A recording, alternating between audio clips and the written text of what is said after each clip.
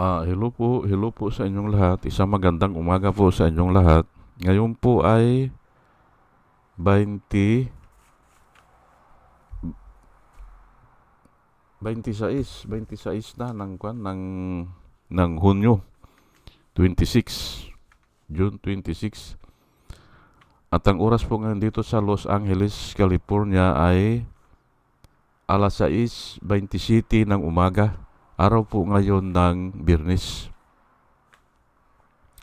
At nais ko po mag-vlog, mga kababayan, mga minamahal, direct po dito sa Los Angeles, California, patungkol po dito sa sino ba ang higit na bobo, matibag o depensor. Yan po ang title ko ngayon, kasi nag-aakusahan na sila na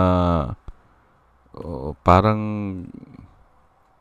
ah, aywan ko ano yung salita na ginamit nila, parang ganyan, bobo o walang alam o aywan ko lang, pero tatalakayin po natin ito, sino ba ang higit na bobo, matibag o depensor. Ngayon ay bakit umabot sila sa ganyang usapan? Ayan po,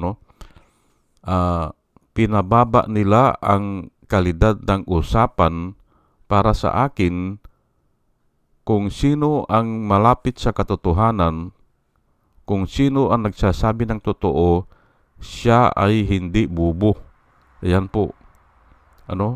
Kung sino yung nasa katotohanan o nagsasabi ng katotohanan o malapit sa katotohanan, siya ang hindi bobo. Ayan po.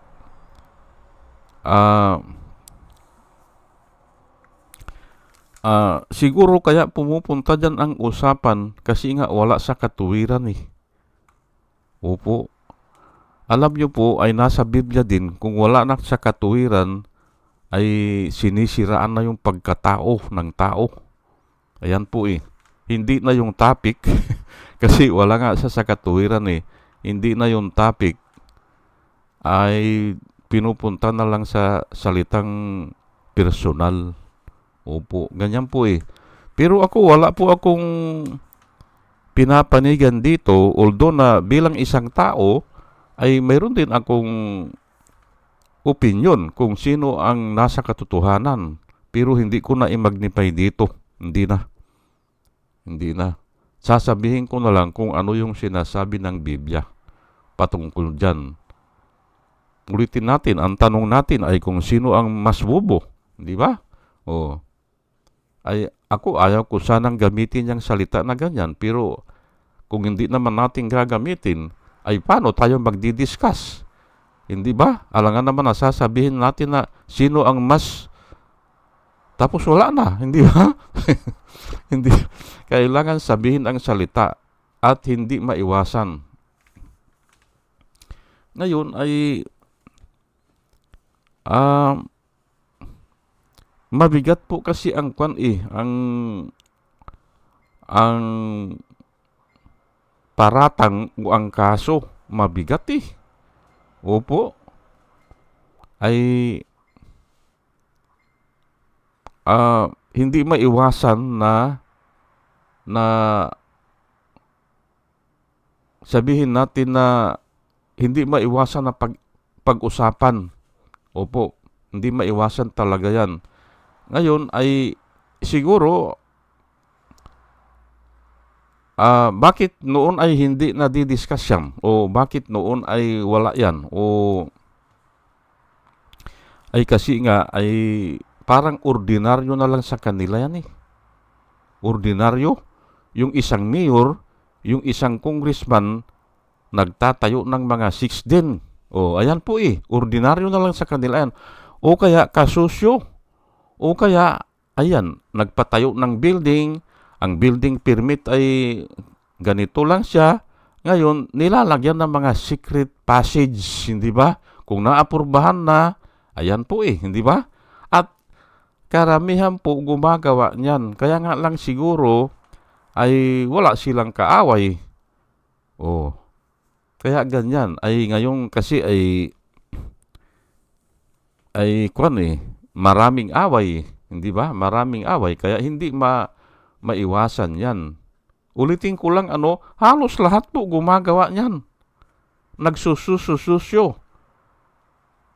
Mayroon pa gang taga-ibang bansa na sumususyo dyan Tapos yung mayaman dun sa bayan, sususyo din yan. Tapos yung mayor, kasusyo din. Congressman. Iyon ang mga style dyan. Hindi ba? Kaya ang sinasabi ko ay pangkaraniwan na lang yan. Pero nga, mabigat na kaso yan. Mabigat. Ay, bakit mabigat?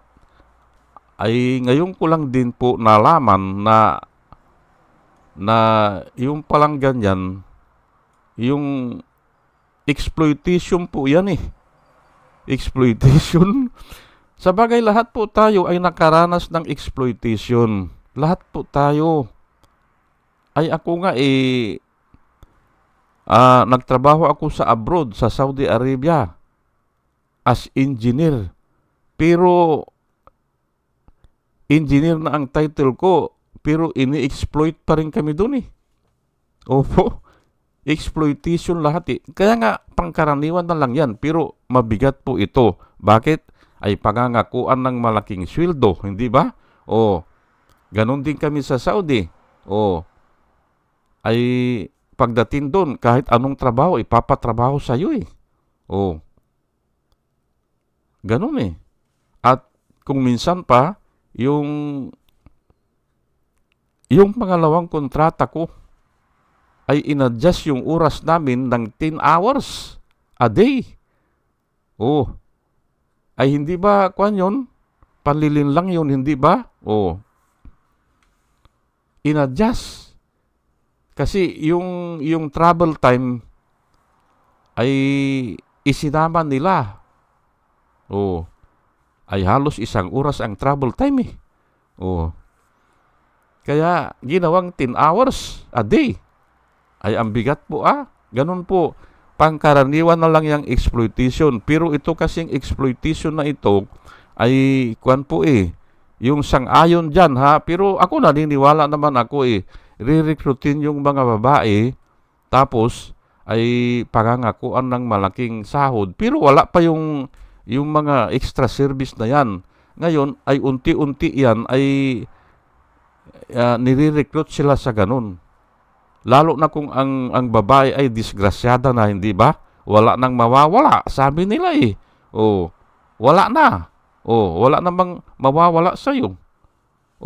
May anak na, disgrasyada na, iniwan na ng asawa, hiwalay na. Kaya ganyan po Ngayon, pero kahit na ganun, marami pong nawawala. Marami po kasi yung values Yung values at hahanap-hanapin na niya yan at magiging kwan na sa dyan. Yung bandang huli, siya na rin ang uupa. Hindi ba? Pansinin nyo po, yung mga dating hinawakan ng mga governor o congressman o ganyan, naging kabit sila, later on, sila nang bumabayad, hindi ba? Nakikipagrelasyon na sila sa driver, ganyan, mga janitor, hindi ba? Mga kung sino-sino na lang. Kasi nga, hinahanap-hanap na nila Yan po ang nawawala. At nawawala na yung values nga na kung minsan, hindi napapansin yan. Tama po ang yan, exploitation po. Kasi hindi naman sasabihin lahat Lililangin yung tao. Ay mabigat pala yan. Ngayon ko lang naintindihan na mabigat pala. Lalo na nung naborn again ako. Nung naborn again ako, talagang ang akala lang natin ay katawan lang yun, hindi ba? Ay kasama po ang kwan dyan yung pagkatao mo, ay kung ayaw nyong sabihin na pagkatao, mayroon kasi tayong soul at saka spirit.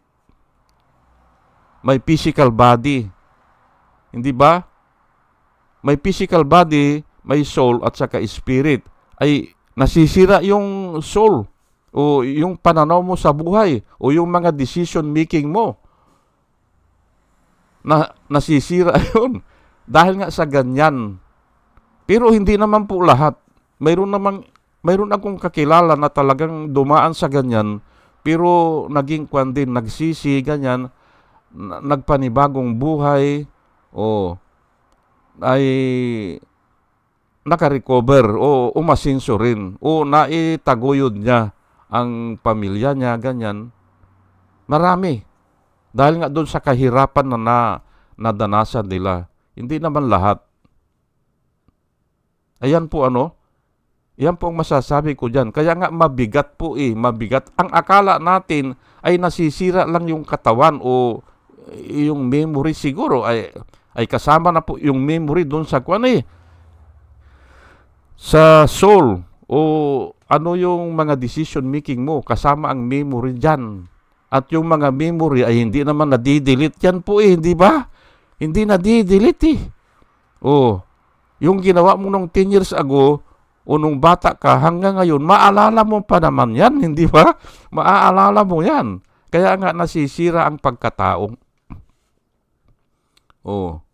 Pero nga hindi lahat, kasi kung minsan, yung kanya may epekto yan sa iba na nagiging matatag. Ganun po, Ayan po, ang masasabi ko lang patungkol dyan. Pero ayaw ko nang i-magnify. Punta na po tayo dito sa mga verse na pinili ko para sabihin ko na yung kung sino ang totoo, kung sino ang nasa katotohanan, yun ang hindi bobo. Ito po Proverbs 18 verse 2, "A fool takes no pleasure in understanding, but only in expressing his opinion." Ayan po, hindi ba? Pinili ko yan. Actually, ang daming verse na patungkol sa fool ay yang bubo, hindi ba? Ang dami po, pero pinili ko lang muna 3. Ang nakasaad dyan ay yun daw bubo o yung siraulo ay takes no pleasure in understanding. Wala sa kanya yung hindi niya inaalala kung tama yan o mali o ano yung pagkaintindihan dyan o yung understanding nga, yung wisdom, wala sa kanya yan. At ang ginagawa lang niya is only expressing his own opinion. Ayan po, hindi ba? Yung opinion niya ang mahalaga. Yun ang sinasabi ng Biblia na fool. Ayan po, Proverbs 28 verse 26, "He who trusts in himself is a fool." Ayan po, hindi ba? "But one who walks in wisdom will be safe." Ayan po. Ay nagtitiwala sila sa sarili nila na tama yung ginagawa nila siguro o okay yan. Ayan, is a fool. Hindi ba? "The one who trusts he who trusts in himself is a fool, but one who walks in wisdom will be safe." Ayan po. Ngayon, itong 1 Corinthians 3:19, "For the wisdom of this world is foolishness in God's sight." Ayan po. Yung mga congressman natin na nagtatayo ng ganyan, mga 6 din o mga yung ganyan, nagtatayo, ay foolishness lang yan sa harapan ng Diyos. Opo. In God's sight, "For the wisdom of this world is foolishness in God's sight." Bakit sila nagtatayo niyan? Ay gusto nga nilang pira, gusto nilang yumaman. Hindi ba? At yung mga parokyano dyan ay mayayaman siguro. Hindi ba? Kumikita sila. Ayan nga. Pero ang nakasaad po dito, "For the wisdom of this world is foolishness in God's sight." "As it is written, He catches the wise in their craftiness." Mahuhuli sila huhulihin sila ng Diyos sa kanilang mga cleverness. Yung iba dyan, dumidikit hindi ba? Dumidikit sa matataas na katungkulan para makuan sila, malibre sila o safety sila.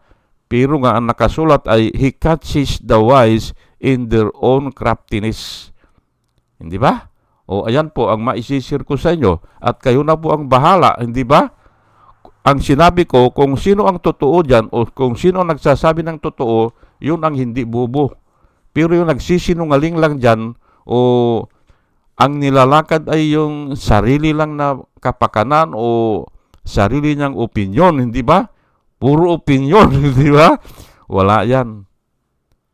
At kahit na nga sinasabi nila na may wisdom sila, ay ang wisdom ng mundo po ito eh. Ano ba ang wisdom ng mundo na ito? Ang wisdom po ng mundo na ito ay kayamanan sa lapi. Yan ang iipunin para maging makapangyarihan ka. Yan po ang wisdom ng mundong ito na naipamana po yan ni Lucifer sa mga tao. Yun ang susundin nila ngayon. Yun nga ang wisdom nila. Yun ang palatuntunan nila o yun ang sinusunod nila. Pero that is foolishness in God's sight. Ayan po.